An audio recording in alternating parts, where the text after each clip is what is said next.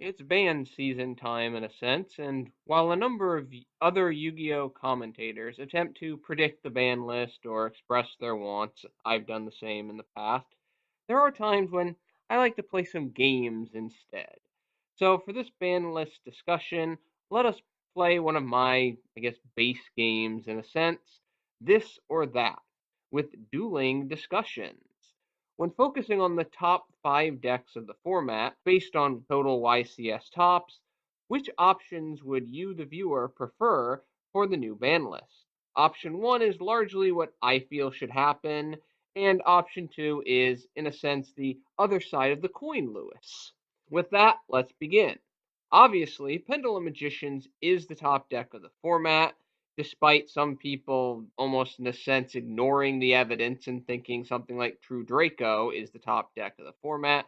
But Pendulum Magicians are not so dominating that they need to be crushed into the ground, so to speak. So the appropriate hit should take down some of the cheap explosiveness. So the first option for Pendulum Magicians would be ban Independent Nightingale and ban Astrograph Sorcerer. And that's it. To this end, option 1 simply involves the elimination of the cheap FTK involving Independent. That needs to be taken out, so Independent should be banned. Getting rid of Starving Venom, that just doesn't really make much sense. Getting rid of Instant Fusion is another possibility, but I see the community highly favoring just getting rid of Nightingale over getting rid of Instant Fusion. Because overall, Instant Fusion isn't that dangerous at this moment. At a future point in time, if it ever gets to the point where it's really dangerous, you can always then ban Instant Fusion then. In addition, Astrograph should be banned because as a 2500 attack monster that summons itself when a card is destroyed, no matter the circumstances of its destruction, then adds another copy of that destroyed card to your hand. It's a card that probably never should have been created in the first place. With the addition of Electromite and its further synergy with Astrograph, Astrograph is just all the more powerful. I feel that limiting this card is rather irrelevant because it is searchable and only one is needed to jumpstart playmaking in Pendulum Magician. Option 2, Independent Nightingale banned. Supreme King Darkworm limited. Chronograph Sorcerer limited. Astrograph Sorcerer limited. Performapal Skullcrobat Joker limited. Yeah, I'm pretty much with you 100% on that whole banning independent, as should be the rest of the community, because realistically, no one should like FTKs, although there are some of those people that do for some reason. Overall, independent it's a card that never should have been created due to the effect copying cards that exist in the game, like the Tyrant Neptune and Supreme King Dragon Starving Venom.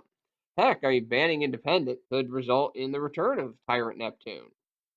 Does anyone really want that? I don't know. It could come back.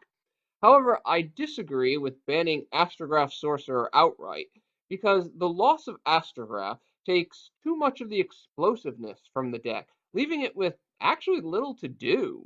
I mean, Electromite still is a really good card, but Astrograph is kind of the peanut butter to Electromite's jelly in a sense, especially because you really can't run a lot of hand traps or floodgates that effectively in Pendulum Magician.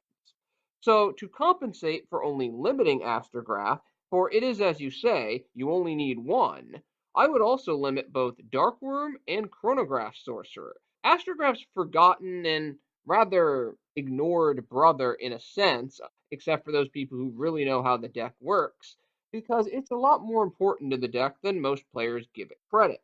However, these hits alone are too damaging, I feel, to Pendulum Magicians. Therefore, I think it would be good to bring back Skullcrobat Joker from limited to banned status, for it really never should have been banned in the first place.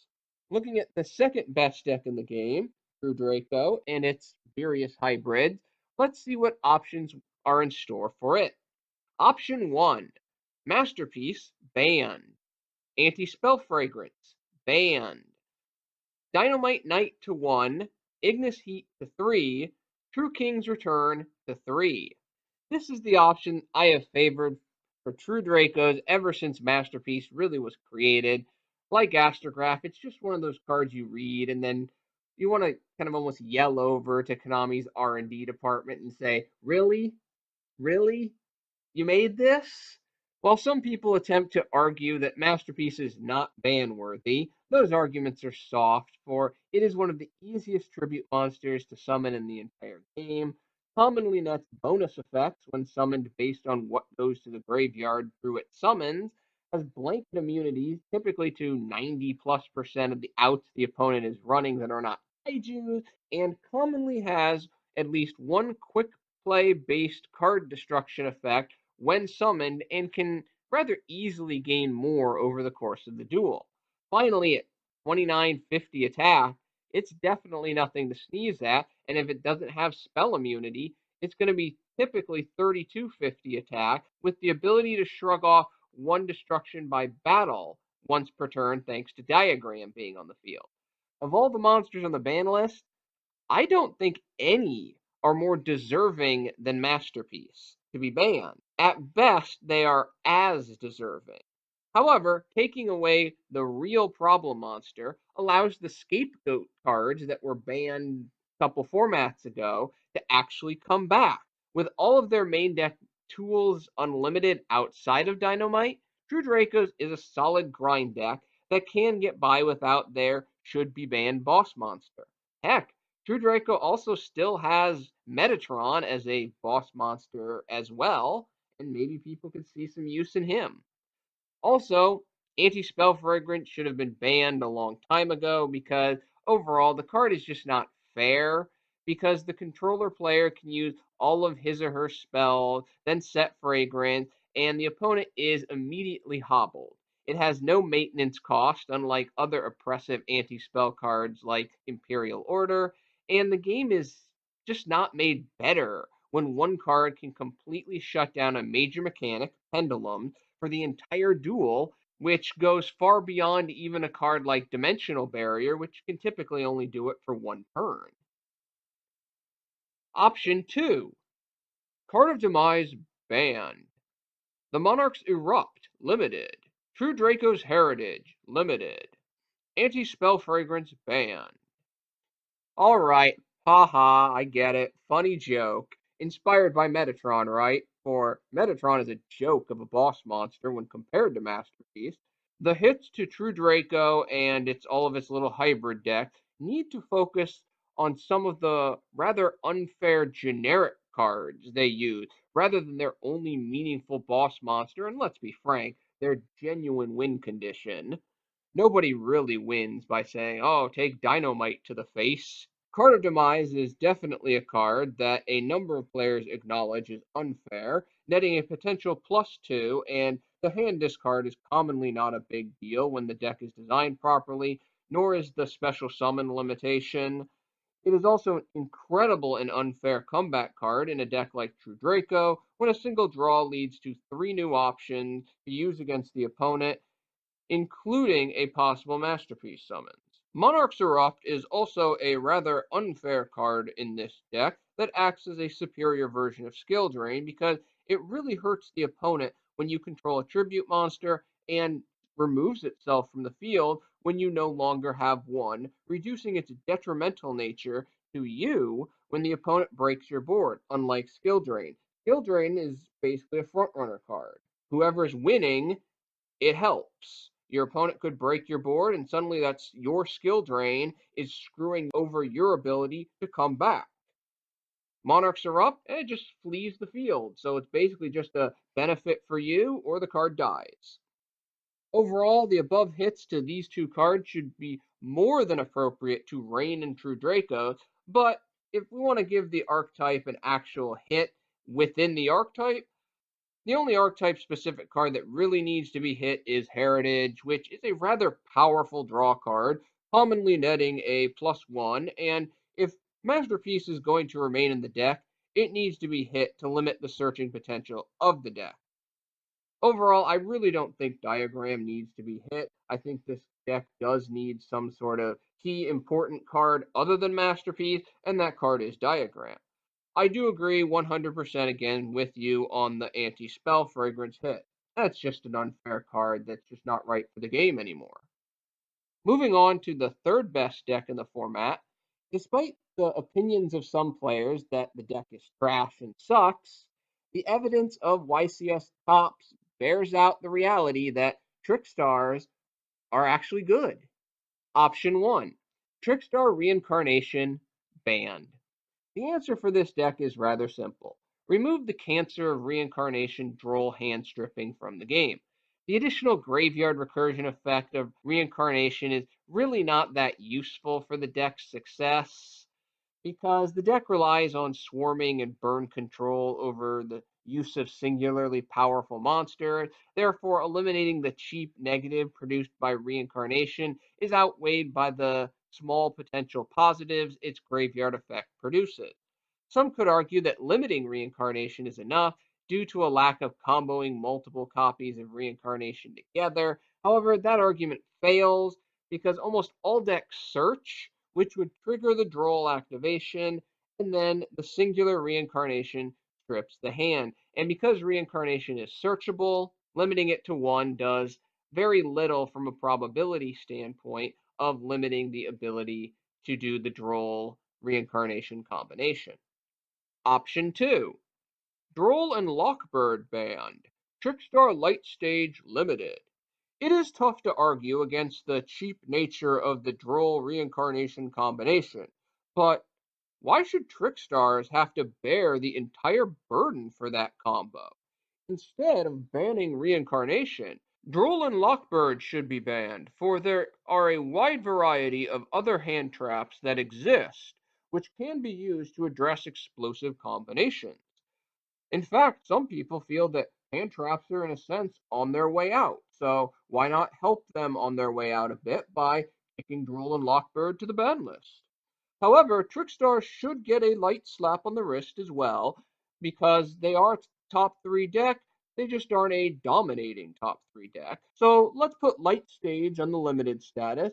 Fourth stage can be cheap in the grind game, especially when comboed with a card like Anti-Spell Fragrance, for despite our agreement on the above hit to True Dracos, it's hard to think that Anti-Spell Fragrance will be banned.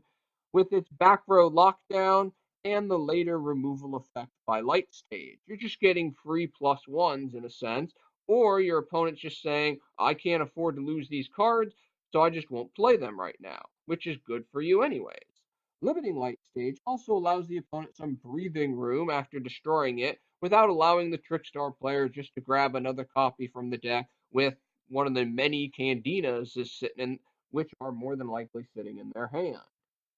Moving on to the fourth deck, Invoked, either in pure form or Mech Knight hybrid. Now, none of the Mech Knights are so powerful that they really deserve to be hit at this time. That may change in the future, but right now that's how I see it. So focus should be paid on the Invoked engine. Option 1, Invoked Mechaba, limited.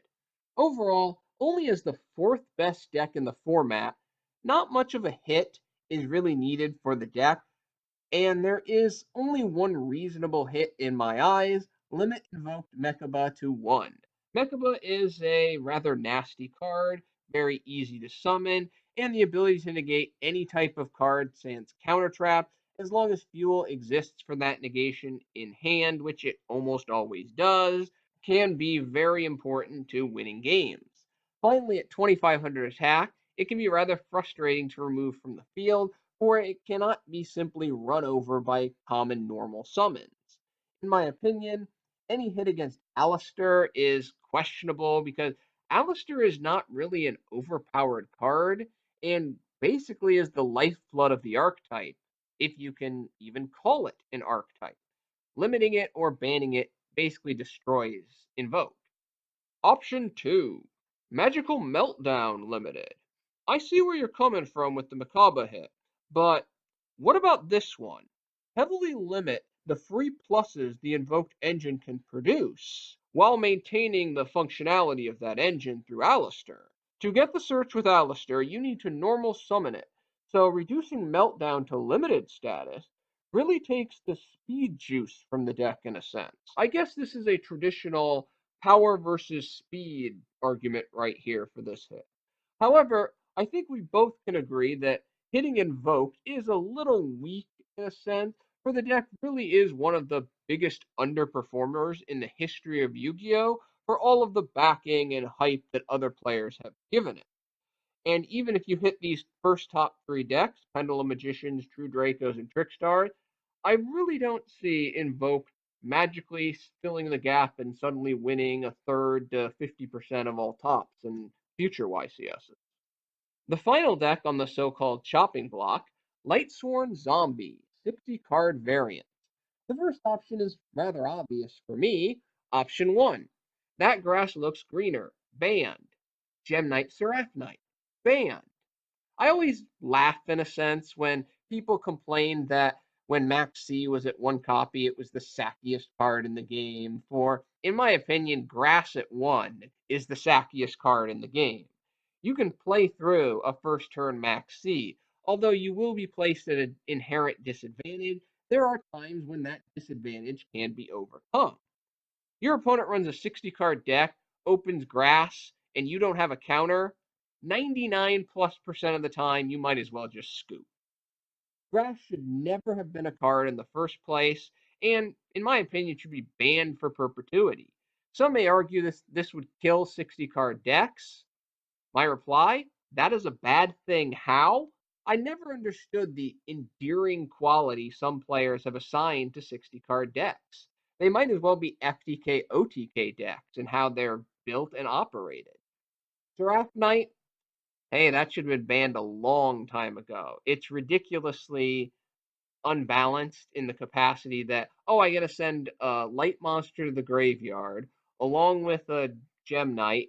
Depending on the exact combination of my deck, that's going to net me some actually pretty significant advantage. Then I get a body on the field that I can use for link summoning, and I get an additional normal summons for the turn. Yeah, that's too powerful. And the simple fact is, the idea of, oh, I could draw my Gem Knight, invalidating my Brilliant Fusion, that's a tired and non statistically effective argument. And overall, banning Brilliant Fusion, I think that's just that's a low blow to Gem Knight players in a sense. Banning Seraph Knight is the right hit. Option 2. Well, you are completely right. Grass is just a poorly designed card that should be banned. However, for the purpose of counterplay, that's why I'm here, what else could be done? I suppose you could take some of the teeth of the 60 card deck away in a sense. Fairy Tale Snow, limited. Naturia Beast, banned. Gem Knight Seraph Knight, banned. One of the most feared cards in the 60 card variant is Fairy Tale Snow. For when 60 card decks do their thing, they commonly get one, if not two, three, maybe even four, depending on exactly how many snows you dump into the graveyard and exactly how you use those snows, non-destructive interruption plays that can be activated during either player's turn to assist playmaking, or flat out stop playmaking in the interest of your opponent. Limiting Snow to one copy will significantly reduce the power of the 60 card variant decks. Also, banning Naturia Beast would be a positive step towards limiting the toxicity of the play environment. Overall, Naturia Beast is, we seem to be saying this a lot in this discussion, just another card that really was designed improperly. It should have been like Naturia Barkion. But there are some people apparently at Konami R&D that just think milling is bad and near infinite spell negation is good. Note to Konami R&D. It is not 2006 anymore. Milling, for the most part, is good, and spells are important. Again, I agree with you in the Gem Knight Seraph Knight hit. It's just, why is that card still not banned? Well, those are some of the ideas for addressing the power level of the top decks in the format on the upcoming ban list. Obviously, these are not all of the changes to a ban list I would like to invoke. Waits for all the laughter to die down after that amazingly great pun. Invoke? Yeah? No?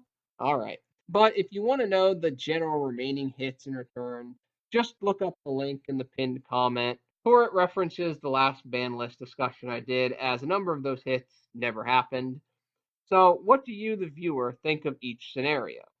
Do you favor option 1, option 2, or do you have a different idea for how the ban list should address these top decks? Thank you for your attention and your time. I'm out.